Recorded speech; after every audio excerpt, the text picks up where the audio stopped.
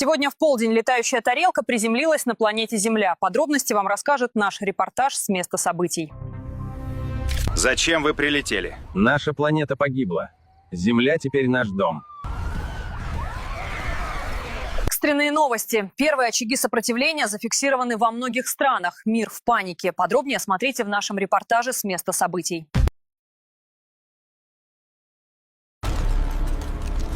Пришло время покончить с людьми. Я долго этого ждал.